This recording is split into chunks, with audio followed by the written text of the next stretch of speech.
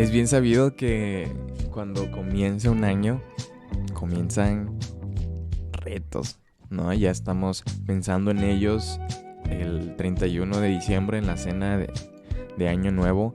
Estamos pensando en qué vamos a proponernos este año y qué metas vamos a cumplir y cuántos libros vamos a hacer y cuánto ejercicio vamos a realizar. Bueno, es bueno que tengamos esas metas, es bueno que pensemos en hacer nuevas cosas o en retomar hábitos, pero recordemos que el tiempo es temporal, el tiempo es algo que nos ayuda a organizarnos y que el pasado que ya pasó pues ya no lo vamos a recuperar y el futuro que viene no sabemos qué va a pasar. No sabemos si el Señor nos va a permitir estar con vida más tiempo. Sino aprovechemos el hoy, aprovechemos el ahora y todas esas metas que nos propusimos, pues empecemos desde hoy. No pensemos en el mañana, sino si queremos leer, digamos voy a leer hoy, quiero leer tanto. Y mañana, si el Señor lo permite, voy a leer más y voy a orar más y voy a hacer esto. Porque realmente no sabemos cuánto tiempo nos va a permitir el Señor vivir en esta tierra. Uno de mis propósitos es ser más constante en este podcast, ser más diligente, no dejar tan descuidado este proyecto porque es algo que a mí me gusta, es algo que disfruto mucho y es algo en lo cual encuentro muchos beneficios y espero que así sea para con ustedes, que ustedes me acompañen. No sé cuánto vaya a durar, espero que todo el año, si el Señor lo permite, pero viernes tras viernes, durante 52 viernes, pues poder estar aquí con ustedes.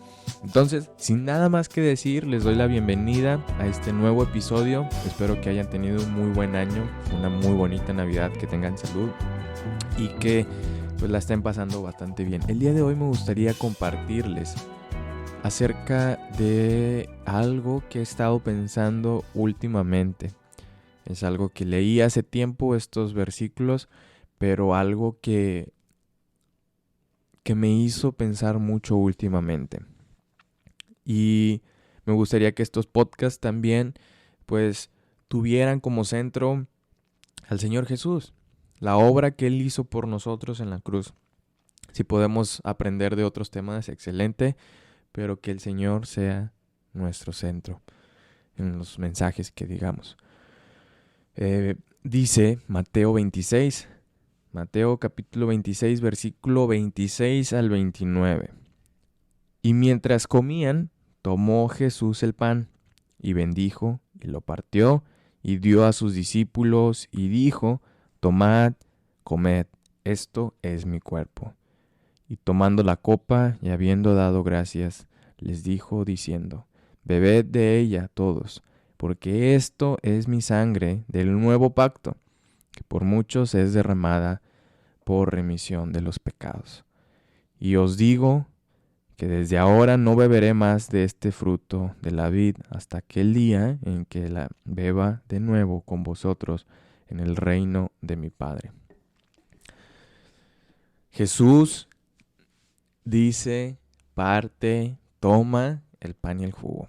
Y es algo que probablemente tú y yo hemos escuchado en ocasiones, sino domingo tras domingo, cuando recordamos y hacemos el memorial de la cena del Señor.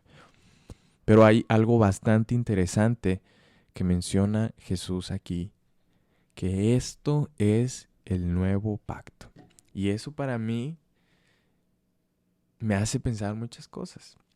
Primeramente, pensemos en el contexto en el que estaban.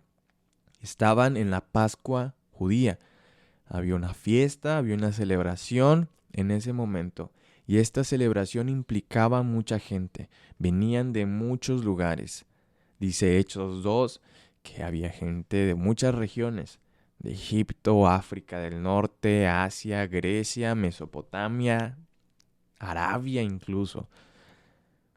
Y si nos ponemos a pensar, casi 3 continentes representados se reunían por una razón. ¿Por qué tanta gente? ¿Cuál era la razón de hacer esto?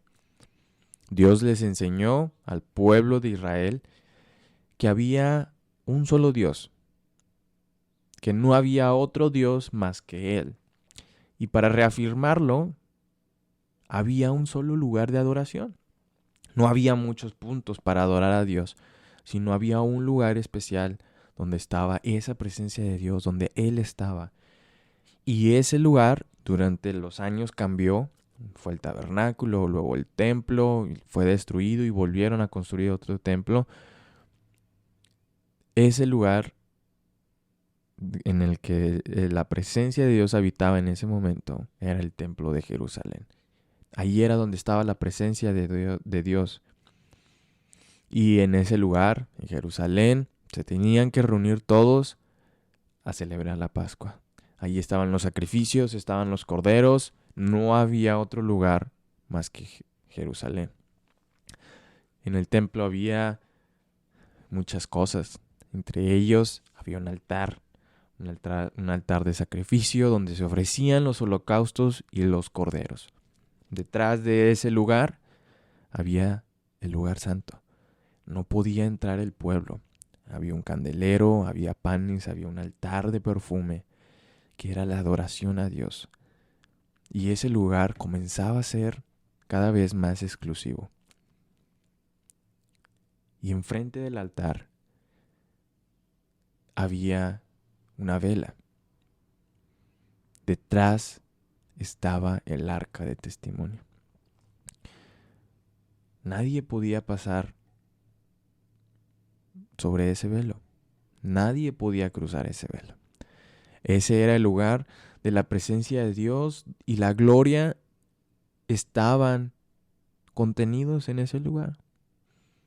Y leemos, ¿se acuerdan cuando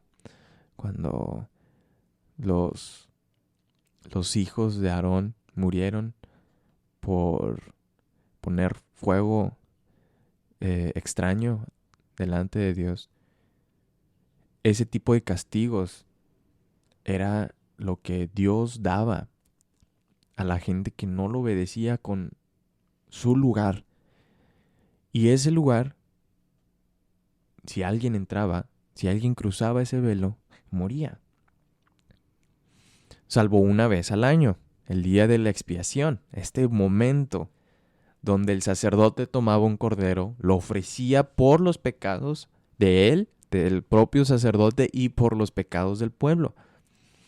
Entraba al lugar santísimo, a la presencia de Dios, y la sangre del sacrificio lo libraba y lo hacía apto para entrar a la presencia de Dios. Entonces el pueblo se acercaba a esto, se acercaba al templo, a sus alrededores, pero era lo más cercano que podían estar de Dios. Los sacerdotes podían entrar un poco más, pero el pueblo no. Pero el sumo sacerdote una vez al año podía entrar a la presencia de Dios. Y esa era la razón por la cual había tanta multitud. Y Jesús, estamos leyendo que Jesús está celebrando esta Pascua, está celebrando esta cena con sus discípulos. Y dice que se reúne con ellos para hacer esta reunión ceremonial, esta reunión que llevaba más de 1500 años constituida por Moisés. Se tomó un cordero, se tomaron hierbas, se tomaron panes sin levaduras, cosas que formaban parte de la celebración. Una celebración compleja porque tenía ciertos pasos a cumplir, había que tener cierto estándar, pero Jesús celebraba esto. Imaginemos lo que acabamos de leer, imaginemos esta escena, está Jesús con sus discípulos y está él sentado. Y Jesús se levanta y comienza a hacer a un lado todas estas cosas. Comienza a mover el pan, el cordero. Y trae a la mesa el pan y el vino. Ellos celebraban la Pascua que había instituido Moisés, Pero Jesús pone estos elementos porque Él dice, este es el nuevo pacto. Ahora tenemos un nuevo pacto. Y Él dice, mi cuerpo, comed esto, bebed de esto. Dice, mi cuerpo, mi sangre, el nuevo pacto. En ese momento quedaban atrás 1500 años de historia. En ese momento se había acabado todo lo que Moisés había hecho y comenzaba un nuevo pacto por medio de la sangre de Jesús.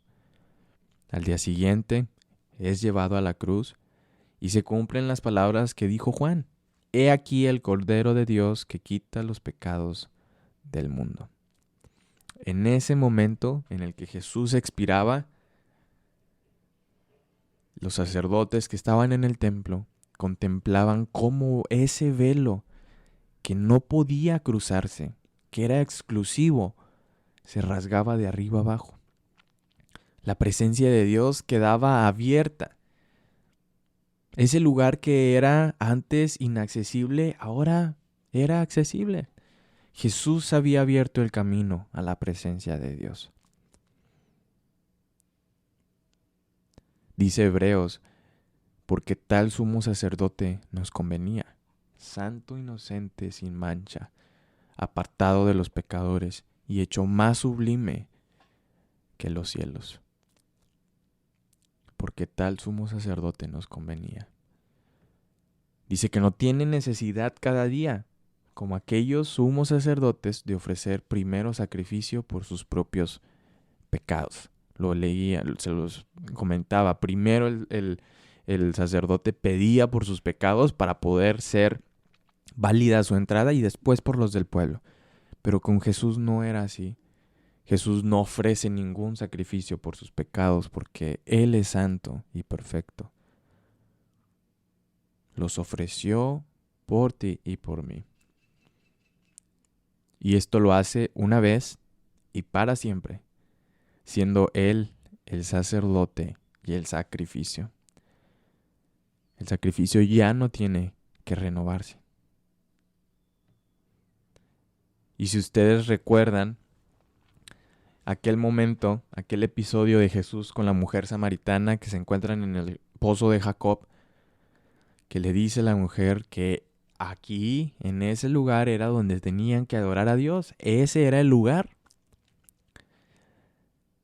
Pero Jesús le responde, mas la hora viene y ahora es cuando los verdaderos adoradores adorarán al Padre en espíritu y en verdad. Porque también el Padre tales adoradores buscan que le adoren. Ya no hay necesidad de peregrinar, dice Jesús. Ya no hay necesidad de ir a un pozo de Jacob. Ya no hay necesidad de ir a un templo en Jerusalén. Porque Jesús, a través de ese sacrificio, a través de ese nuevo pacto, nos da ese acceso al Padre. Nos hace aceptos. Él dice que donde están 2 o 3 reunidos en mi nombre, ahí estoy yo. La presencia de Dios, la presencia de Cristo con nosotros, hoy, nos ahorra un viaje completamente a Jerusalén. Si queremos ir, vayamos por mero turismo para tomarnos fotos y para saber que aquí fue donde estuvo mucho tiempo la presencia de Dios. Pero si alguien tiene que acercarse a Jesús, alguien tiene que acercarse a esa presencia, simplemente hay que estar 2 o 3 reunidos en su nombre y ahí está Jesús, ahí está el Señor. Todo esto gracias a ese nuevo pacto, gracias a ese sacrificio, gracias a ese sumo sacerdote perfecto que nos da y que nos hace hoy dignos, aceptos de estar en su presencia. Eso es algo que me ha llamado mucho la atención últimamente. Es algo que me ha hecho reflexionar lo que el Señor Jesús hizo por nosotros, lo que el Señor Jesús hace por nosotros. Y los invito a que reflexionen en esto, a que se tomen un momento y piensen en esa gran verdad. Y sobre todo, si ustedes ya son creyentes, si ustedes ya aceptaron al Señor Jesús en sus vidas, lo compartan también. Que también hagan llegar este mensaje a alguien más. Mi nombre es Ezequiel Martínez y espero que, aparte de tener una bonita notificación de WhatsApp que se coló en este audio, que ustedes puedan este año cumplir sus propósitos y que recuerden que primeramente debemos de pensar en el tiempo que el Señor nos da y conforme a su voluntad cumplir esos propósitos. Saber que el tiempo es del Señor y que hay que activarnos sí o sí. Sin nada más que decirles, pues los veo la siguiente semana, si el Señor lo permite. Adiós.